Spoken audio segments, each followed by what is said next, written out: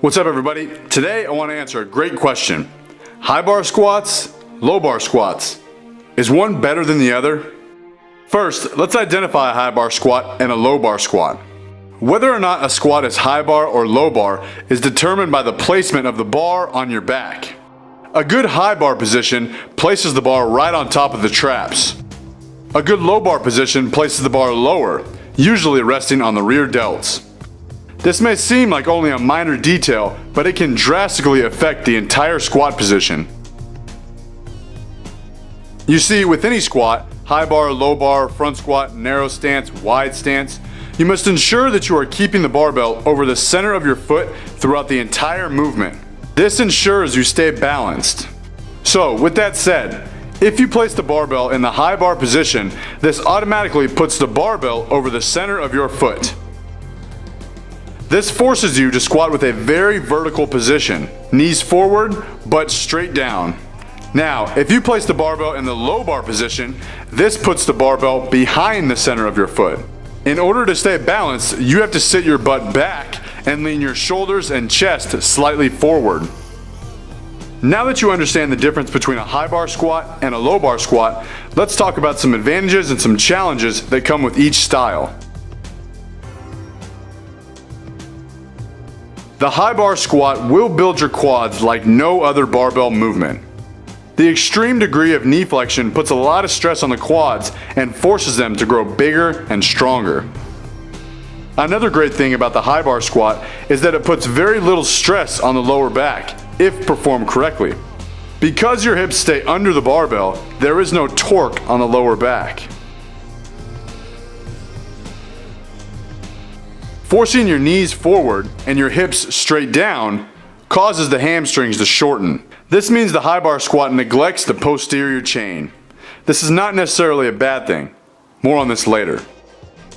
One big challenge that comes with the high bar squat is the degree of flexibility needed to properly execute it. Pushing your knees forward requires very mobile ankles. Someone with poor ankle mobility will have a very hard time reaching depth and maintaining balance. Big proponents of the low bar squat will often argue that it's better than a high bar squat because it recruits more muscles. Utilizing more muscles during the squat should allow you to lift more weight, and it's going to help you increase your body weight. The more muscles you're using, the more muscles you're developing.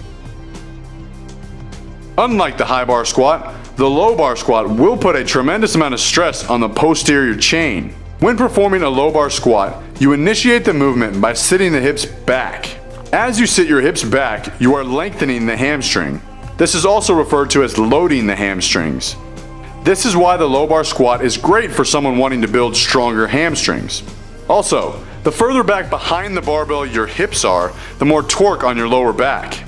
This is not always a bad thing. Some people use the low bar squat with great success to build up their hamstring and lower back strength. Another reason someone might prefer the low bar squat is because they have tight ankles. You can perform a low bar squat with a near vertical shin angle. This requires very little ankle mobility. Unlike the high bar squat, the low bar squat usually neglects the quads. When you sit your hips back, your knees are staying put. With the low bar position, you can hit proper depth with very little knee flexion. I know there are some who perform ass to grass low bar squats, and they are an exception. However, the majority of low bar squatters do not squat ass to grass, therefore neglecting their quads. This next disadvantage of the low bar squat is probably the biggest reason I might suggest avoiding it.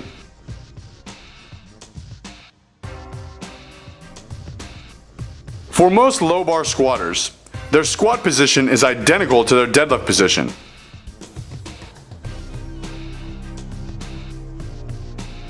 The low bar squat is great for developing strong hamstrings.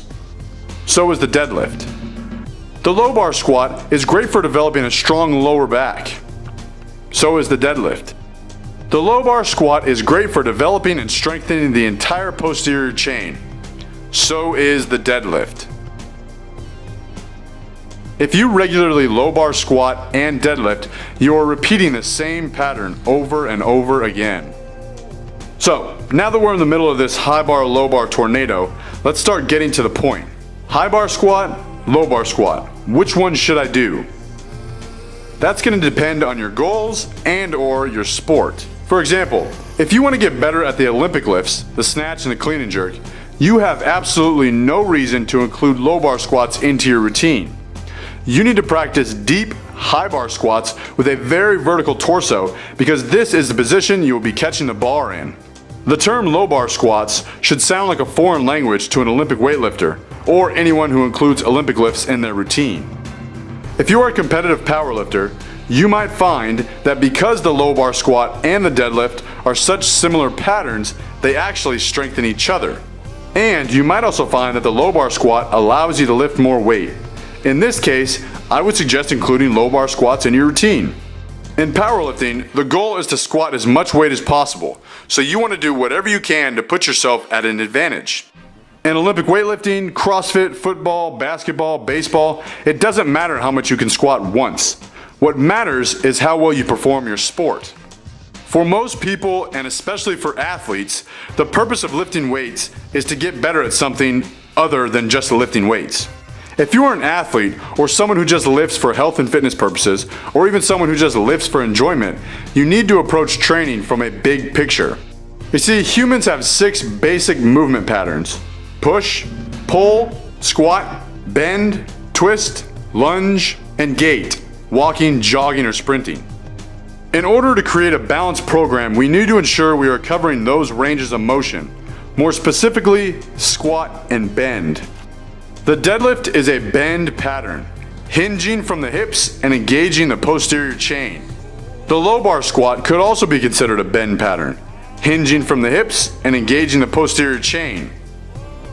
Now, the high bar squat is the purest form of a squat pattern. In my opinion, the low bar squat is a variation of the high bar squat, just like the bench press is a variation of the overhead press. So let's wrap things up. Here's my answer to the question: high bar, low bar, which is better? I will say that the high bar squat is better than the low bar squat because it is the purest form of squatting. Put the bar on your back, sit your butt all the way down, chest and head forward, stand straight up. And really, it's also the most natural way to squat. If you were taking a shit in the woods, would you do it with a low bar position? As a very general and broad tip, I would say that there are only 2 people who should regularly practice low bar squatting: powerlifters and someone who does not have the mobility to squat with a high bar position. Sometimes just the slightest adjustment of the bar can make a huge difference. If the low bar position helps you stay balanced throughout the squat, I don't see much harm in continuing low bar squats.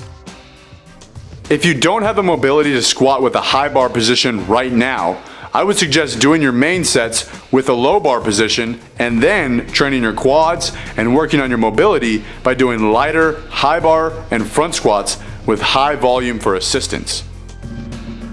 That's it, guys. I really hope you learned something. Let me know if you agree or disagree with me by commenting below.